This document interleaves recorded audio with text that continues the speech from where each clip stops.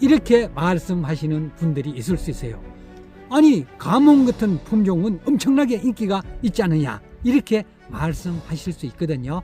가몽하고 시나노 골드는 소비자들이 찾아서 인기 품종이 된 대표적인 사과입니다. 시나노 골드하고 가몽도 과거에는 잡사과 취급을 받았던 품종들입니다.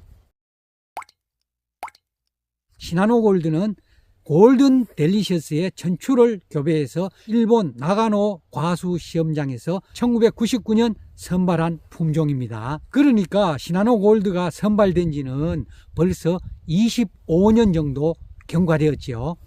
처음에 시나노 골드는 인기가 없었죠. 왜냐하면 사과하면 붉어야 되는데 시나노 골드는 노란 사과지요. 그러니까 소비자들은 사과하면은 붉어야 한다는 그런 인식을 갖고 있는데 노란 사과가 출시되었으니까 관심을 두지 않았던 겁니다. 그런데 몇 년 전 청송군에서 시나노 골드를 황금 사과로 명명하고 대대적으로 홍보를 하면서 소비자들의 인지도가 엄청나게 높아졌습니다. 시나노 골드는 당도가 14에서 15브릭스 정도 되고 산도가 0.4에서 0.5% 정도 되거든요. 그러니까 산도가 다른 사과에 비해서 상당히 높은 편이에요. 달콤 새콤하거든요. 나이가 좀 드신 분들은 시나노 골드가 안 맞을 수 있어요. 그런데 젊은 층은 새콤 달콤한 사과를 좋아하죠. 그래서 시나노 골드가 젊은 층을 중심으로 폭발적으로 인기를 얻게 되었죠. 몇 년 전에 제가 아는 사과 중간 도매상인이 시나노 골드를 다 캐내라 그랬어요. 노란 사과는 안 된다, 그러니까 캐내라고 그랬거든요. 그런데 그러고부터 불과 얼마 지나지 않아서 시나노 골드가 엄청난 인기를 얻게 되었습니다. 가몽은 어떨까요? 가몽은 스퍼 얼리 브레이지의 스퍼 골든 델리셔스를 교배시켜서 1992년 우리나라 원예연구소에서 선발한 국산 품종입니다.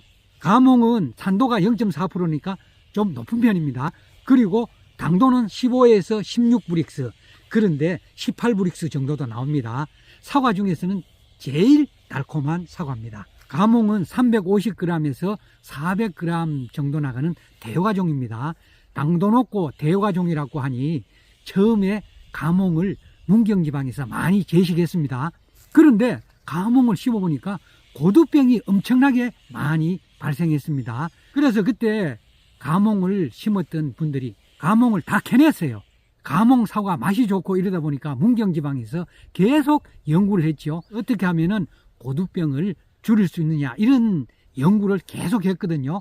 그리고 가몽 사과가 워낙 맛있다 보니 문경에서 가몽 사과 축제를 해서 소비자들에게 직접 맛을 보게 했습니다. 사과 축제에 참가한 소비자들이 가몽 맛을 보니까 사과가 엄청나게 맛이 있거든요. 그러니까 가몽은 소비자들의 입소문에 의해서 점점점 그 수요층이 확대가 되어 갔습니다. 그리고 고두병을 줄일 수 있는 방법이 연구가 됐죠. 질소 시비 시기를 조정하고 칼슘을 연면 시비하면서 가몽의 고두병과 동록 문제를 어느 정도 해결했습니다. 가몽이 소비자들로부터 인기를 얻으면서 공판장에서도 가몽 경매 가격이 높게 형성되기 시작했습니다. 지금은 사과 중에 가몽 경매 가격이 가장 높은 편에 속하지요. 그래서 최근 가몽 제식 면적이 급격히 증가하고 있습니다. 홍로는 어떨까요? 홍로는 우리나라 국립원예특작과학원에서 1988년, 그러니까 서울 올림픽이 열리던 해입니다. 스퍼 얼리 브레이지의 스퍼 골든 델리셔스를 교배시켜서 선발한 품종입니다. 홍로는 국내 선발 1호 사과 품종입니다. 홍로도 처음에 선발해서 별로 인기가 없었어요. 왜 그러냐? 사과하면은 새콤 달콤한 맛이 있어야 되죠. 그런데 홍로는 새콤한 맛이 별로 없죠. 산도가 낮아요. 홍로는 산도가 0.25에서 0.31% 정도 되거든요. 그런데 당도는 14에서 15브릭스로 높은 편이에요. 산도가 낮아서 조금 싱거운 맛이죠. 그래서 사과를 좋아하는 사람들이 홍로를 별로 좋아하지 않았습니다.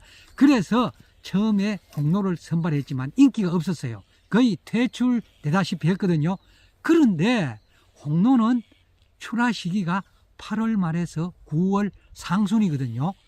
과거에는 추석 사과로 적당한 사과가 없었어요. 그런데 홍로가 추석 시기에 출하되는 사과가 된 거예요. 그러니까 추석용 사과로 중간 상인들이 홍로를 찾기 시작해서 본격적으로 홍로의 시대가 열리게 된 겁니다. 지금은 홍로 제식 면적이 후지다음으로 높지요. 제식 면적이 전체 사과 제식 면적의 14% 이상이 됐습니다. 그런데 최근에는 아리수라는 신품종이 선발되면서 홍로 재배 면적은 점차 줄어들고 있는 추세입니다. 그런데다 최근에는 이지풀, 아리원, 감로 같은 신품종이 선발됐죠. 그래서 홍로는 점점 재배 면적이 줄어들고 신품종이 그 자리를 상당 부분 대체할 것으로 예상이 되고 있습니다. 비교적 신품종인 아리수가 있습니다. 아리수는 홍로 대체 품종으로 우리나라 국립원예특작과학원에서 양광의 천추를 교배시켜서 선발한 품종입니다. 아리수 산도는 0.3에서 0.35%거든요. 그러니까 홍로보다 산도가 약간 높아요. 당도는 13.5에서 14.5브릭스. 그러니까 당도는 홍로하고 비슷합니다. 홍로보다 산도가 조금 높기 때문에 감산 조화가 잘 된 품종이죠. 그래서 감산 조화가 잘 된 사과를 찾는 사람들은 홍로보다 아리수를 선호하게 되었죠. 아리수가 처음 소개돼서 저도 시험적으로 6년 동안 재배해 봤거든요. 그런데 아리수는 동록이 많이 발생하는 양광의 천추를 교배해서 선발한 품종이기 때문에 동록이 아주 잘 발생합니다. 제가 심어보니까요, 동록이 엄청나게 많이 발생해요. 아리수는 지대가 높은 지역이나 온도가 낮은 지역은 잘 맞지 않아요. 오히려 지대가 조금 낮고 온도가 조금 높은 지역에 재배하면은 색도 잘 나고 동록 발생도 줄어듭니다. 그러니까 재배 환경에 따라서 아리수를 심으면 안 되는 지역이 있습니다. 저는 아리수를 심어보니까 저하고 맞지 않는 것 같아서 더 확대 재배하지는 않고 아리수를 다 제거해 버렸습니다. 아리수도 처음에는 공판장에서 인정을 받지 못했죠. 왜냐? 동록이 너무 심해서 아리수를 출하하니까 공판장에서 전부 흠과 처리를 했어요. 그러니까 정품이 없는 거예요. 그러다가 아리수 맛을 본 소비자들이 점점 아리수를 찾으면서 공판장에서도 경매 가격이 올라가기 시작했습니다. 지금은 홍로 대신에 아리수를 제시한 농가들이 상당히 많이 증가했지요. 100% 신품종은 그만큼 위험한 거예요. 지금 나온 신품종들이 일본에서 도입된 품종으로는 엠부 있고 엠부하고 유사한 품종이 있어요. 좀 더 수확 시기는 빠른데 나가노 신구하고 문 루즈가 있어요. 문 루즈는 엠부하고 비슷해요. 속은 붉은데 껍질이 노란 사과예요. 그리고 수확 시기도 조금 빠른 걸로 알려져 있습니다. 엠부, 문 루즈, 나가노 신구는 전부 일본에서 최근 도입된 신품종입니다. 이런 품종은 위험해요, 사실. 왜 그러냐? 장점만 부각되어 있어요. 단점은 몰라요. 그리고 병충해에 얼마나 강한지 약한지 알려져 있지 않고 우리나라 재배 환경에 적합한지도 아직 검증이 되지 않았습니다. 그러니까 이런 품종에 관심을 갖고 계신 분들은 1등으로 심지 말고 다른 분들이 심고 난 뒤에 재배 상황을 꼼꼼히 확인해 보시고 심는 게 좋을 것 같습니다. 그러면 아조변이 품종은 어떨까요? 홍로 아조변이 품종으로 자홍이 있었죠. 자홍도 많은 분들이 심었어요. 그런데 최근에 자홍의 인기가 홍로보다 좋다고 할 수 없죠. 자홍을 생산한 많은 분들이 공판장에 출하할 때는 홍로로 출하합니다. 왜 그렇게 했어요? 자홍어 공판장 가격이 높다면은 당연히 자홍으로 공판장에 출하하겠죠. 그런데 자홍어 공판장 가격이 높지 않기 때문에 홍로로 출하하는 거예요. 최근 홍로 아조변이 품종으로 초홍이나 홍두림 같은 신품종이 나왔죠. 기본적으로 아조변이 품종은 조숙계거나 착색계가 많아요. 그렇기 때문에 아조변이 신품종은 심어도 큰 문제는 없어요. 그렇지만 자홍어 경우를 보면은 홍로 아조변이 신품종이라고 심었는데 결과적으로 홍로보다 더 좋은 게 없죠. 초홍이나 홍두림도 아직 선발된 지 얼마 되지 않았어요. 그렇기 때문에 아직은 더 두고 봐야 됩니다. 후지 아조변이 품종이 있어요. 과거에 많이 심었던 품종이 있습니다. 바로 요가입니다. 저도 처음에 귀농해서 후지 로얄을 심었는데 근원금조합 묘목을 신청해서 심었거든요. 특대묘를 심었는데 그 중에 30주 정도 요가 품종이 섞여 있었어요. 처음에는 모르거든요.